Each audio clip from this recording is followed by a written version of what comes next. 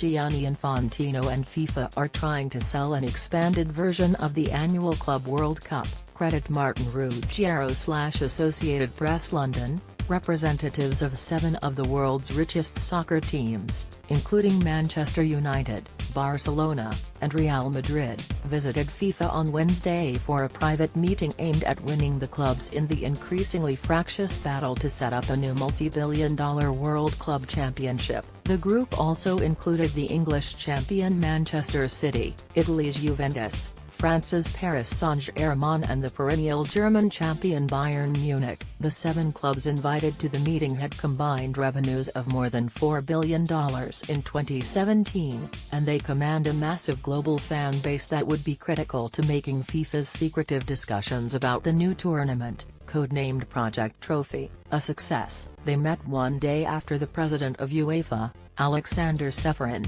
wrote to FIFA's president, Gianni Infantino, questioning the wisdom of selling an expanded version of FIFA's annual Club World Cup to a consortium led by Japan's SoftBank, which runs the world's largest technology investment fund. Saudi Arabia and the United Arab Emirates are among the fund's biggest backers.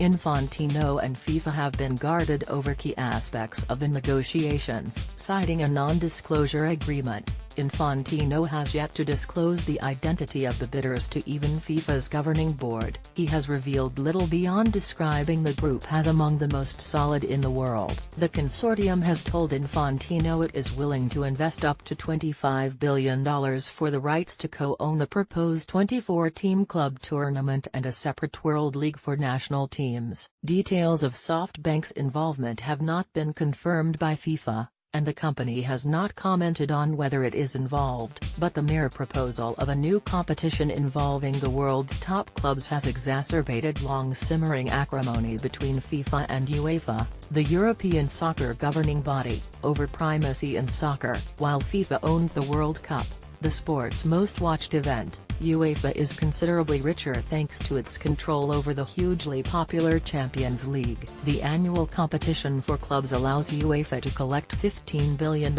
in revenue over a 4-year cycle, or almost 3 times more than FIFA brings in during the same time. FIFA's talks with a handful of elite clubs could threaten the harmony among members of the European Club Association, which has a membership of more than 200 teams. Liverpool, a Champions League finalist this year, Roma, the team Liverpool vanquished in the semi-finals, and Arsenal, whose chairman, Ivan Gazidis, sits on the ECA's board, were among the powerful teams not involved in Wednesday's discussions. FIFA said in a statement that the ECA remains a part of the consultation process, though FIFA acknowledged that it also is meeting with different groups, including individual clubs, leagues and players, to gather the different viewpoints and extend the debate.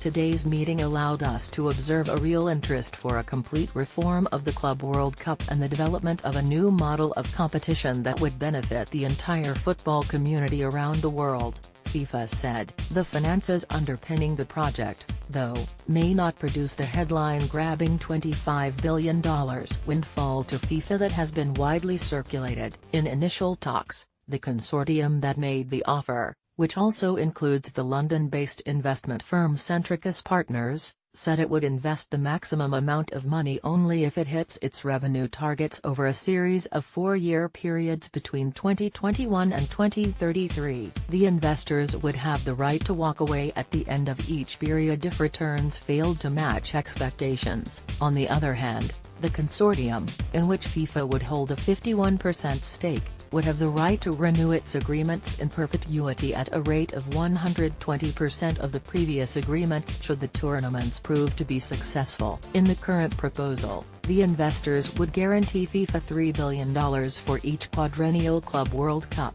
It will pay $2 billion for each edition of the biennial World League, with the exception of the first competition, which will produce a payment of only $1 billion.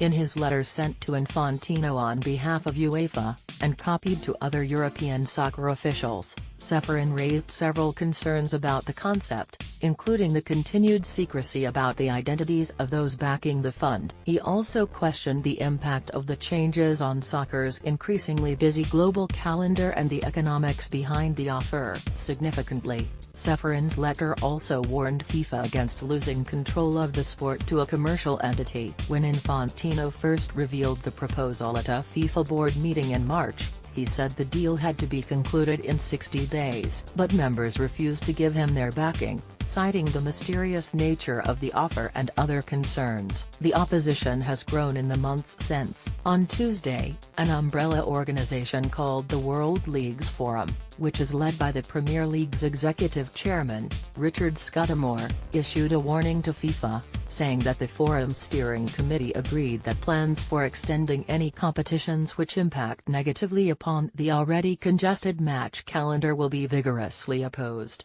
The group also said it would resist any change that affected competitive balance in domestic competitions. Under the proposals for the expanded Club World Cup, 75% of the total revenue, more than $2 billion per tournament, would be distributed to the competing clubs.